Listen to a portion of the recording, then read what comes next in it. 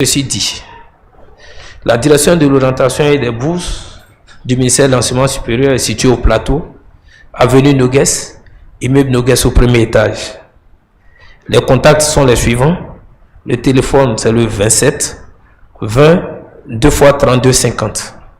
Le fax, 27 20 32 75 53. Le mail de la direction, c'est celui-ci. DBE minuscule MERMESES@yahoo.fr. Les missions de la direction de l'orientation et des bourses. Les missions de la direction sont les suivantes: organiser, superviser et coordonner les opérations d'attribution de bourses d'études aux étudiants en vue de poursuivre leurs études en Côte d'Ivoire et à l'étranger. Les bourses que donne le ministère de l'enseignement supérieur sont à la fois en Côte d'Ivoire et aussi pour les étudiants qui font des études à l'extérieur. Les tâches principales de la direction des bourses sont les suivantes: la préparation du plan annuel de l'octroi des bourses d'études, l'information des populations sur les critères d'attribution des bourses d'études en Côte d'Ivoire et à l'étranger, l'organisation de l'ensemble des opérations de gestion des bourses d'études et ses coûts financiers, la planification des travaux de la Commission nationale d'attribution des bourses d'études, la délivrance des attestations de bourses d'études aux bénéficiaires, c'est-à-dire quand vous êtes bénéficiaire d'une bourse d'études, il y a une attestation qui fait, qu'on peut dire comme un chèque, parce que c'est à partir de cette attestation que vous allez vous présenter quand c'est à l'extérieur du pays, au niveau de la pairie générale de l'ambassade. Quand c'est en Côte d'Ivoire, vous allez vous présenter au CROU pour pouvoir percevoir la bourse. L'orientation et l'encadrement des étudiants ivoiriens sélectionnés pour poursuivre les études à l'étranger. Nous passons au second point, les conditions d'éligibilité à une bourse d'études en Côte d'Ivoire et les critères de sélection. L'activité des bourses d'études est régie par le décret 96-615 du 9 août 1996. Et dans ce dit décret sont contenues les conditions d'éligibilité. Ces conditions sont précisées à l'article 14 du décret. Et l'article 14 du décret précise ceci: les étudiants inscrits en première année d'université, ça veut dire les bacheliers de l'année, avoir une moyenne pondérée de 12 sur 20. La moyenne pondérée, c'est la note au bac. La note au bac qui font 2 tiers, qui fait 2 tiers, plus la moyenne annuelle, 1 tiers. Et c'est le tout qu'on appelle la moyenne pondérée. Il faut avoir au moins 12 sur 20. Pour les autres niveaux, c'est-à-dire les étudiants de deuxième année, inscrits en deuxième année de licence, troisième année de licence en master 1, master 2 et en doctorat, il faut avoir validé l'ensemble des unités d'enseignement sous réserve de ne pas redoubler l'année précédente. Ça veut dire, je suis un étudiant en deuxième année d'université, deuxième année de licence, je vais postuler pour la bourse. La première condition, je ne dois pas avoir repris la première année. Et je dois avoir validé toutes les unités d'enseignement. Étant entendu qu'on permet à l'étudiant qui n'a pas validé la totalité des crédits de passer en deuxième année, il y a la passerelle, sous réserve de venir rattraper les unités de valeur, les unités d'enseignement. Dans ces conditions, vous n'êtes pas éligible. Vous êtes autorisé, les autorisés ne sont pas éligibles à une bourse d'études. Alors, une fois que vous êtes éligible, et pour les autres niveaux, je veux dire, quand vous êtes étudiant inscrit en licence, en troisième année de licence, il faut avoir donc connu 2 succès consécutifs et avoir validé toutes les unités d'enseignement. Si vous êtes autorisé, malheureusement pour vous, vous ne pourrez pas être éligible. Alors, quand on est éligible à une bourse, ça ne donne pas systématiquement droit à la bourse. Et il y a des critères de sélection, parce que la bourse, il y a l'enveloppe budgétaire qui est un élément prépondérant. On a un montant à partager, donc c'est sur la base de ce montant. Si toutes les candidatures éligibles rentrent dans l'enveloppe budgétaire, il n'y a pas de souci. Mais dès lors que l'enveloppe budgétaire est postulant, et puis la régularité du cursus. Ça veut dire quoi? Nous avons, je dis n'importe quoi, nous avons 1 milliard de francs CFA à partager à tous les étudiants qui sont susceptibles d'avoir la bourse, qui remplissent les conditions d'éligibilité.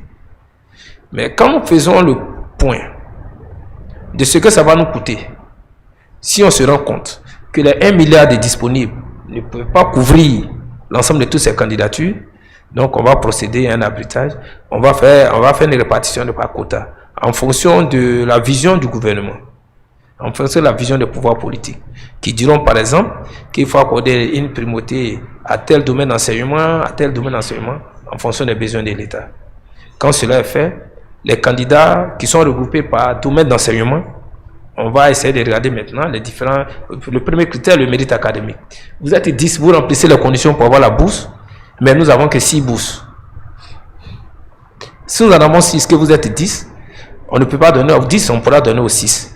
Et donc on va regarder, puisque un classement est fait, de vous 10, qui est premier, qui est deuxième, qui est troisième. Donc, en principe, on doit pouvoir prendre les 6 premiers. Il peut se trouver aussi que, par exemple, ils soient ex aequo. S'ils sont ex aequo, on va regarder dans le deuxième critère pour les départager. L'âge. Si ils ont le même âge, on va aller regarder la situation socio-économique des parents. Et donc, ceux dont la situation socio-économique des parents est plus difficile, je veux que jusqu'à ce peu, est moins aisée. Donc, la balance va se pencher parce qu'on estime que on estimera que l'autre côté, les parents pourront faire un petit effort pour accompagner le postulant. Et quand tout ça fait qu'on n'a pas pu trancher, on va regarder la régularité du cursus. 2 étudiants qui se retrouvent en master, l'autre il est à sa 4e année, pendant que l'autre il est à sa 6e année. Il a fait 6 années de parcours naturellement. Donc celui qui a eu un parcours régulier, c'est à celui-là que la seule bourse qui reste, on va se pencher pour lui attribuer la bourse. Alors ceci dit, je voudrais donc passer en passant au 3e point d'entrée, vous dire que l'État de Côte d'Ivoire fait des efforts considérables en matière d'octroi de bourses. Pour l'exercice des 3 dernières années, 3 années universitaires, parce qu'on parle en termes d'années universitaires, non en termes d'années académiques, puisque ce sont les 12 mois qui sont pris en compte dans l'octroi des bourses. Alors l'État a consenti près de 50 milliards de francs CFA pour le paiement des bourses d'études. Pour l'année universitaire 18-19, les bénéficiaires d'une aide de l'État se chiffrent à hauteur de 47 206. Toutes les universités confondues, grandes écoles publiques confondues, universités privées, grandes écoles privées. Pour un coût total de 18 milliards 672 960 000 francs CFA. L'université virtuelle, au titre de l'année universitaire 18-19, 493 étudiants ont pu bénéficier d'une aide de l'État. Et cela se chiffre à 179 920 000 francs CFA. Au titre de l'année universitaire 19-20, ce sont 23 012 étudiants qui ont été concernés par une aide de l'État. Quand je parle d'aide de l'État, je parle des bourses et je parle aussi des secours financiers, ce qu'on appelait le Ndaya. Pour un coût total de 10 milliards 714 200 000 francs CFA. Singulièrement pour l'université virtuelle, il y a eu 302 bénéficiaires pour un coût de 141 840 000 francs. Au titre de l'année universitaire 2021, les projets de décision sont en cours de traitement. Donc, c'est quand ça sera visé ça devient une décision en ce moment, on pourra communiquer les chiffres officiels. Mais tout ceci pour vous dire que quand même l'État de Côte d'Ivoire vraiment consomme beaucoup d'argent, comprend la difficulté des étudiants, consomme beaucoup d'argent pour accompagner les étudiants dans leurs études. Ceci dit, je vais donc laisser la parole à mon collaborateur Sam pour passer à ce qui est plus essentiel, la plateforme, parce qu'en réalité, beaucoup d'étudiants n'ont pas l'information même de l'existence du site de la direction de l'orientation et des bourses, ils sont un peu désorientés.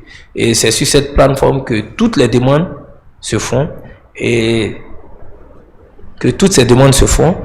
Alors, je vais donc laisser donner la parole à M. Sam, qui va nous présenter la plateforme de la direction de l'orientation et des bourses et vous présenter les différents mécanismes d'enregistrement.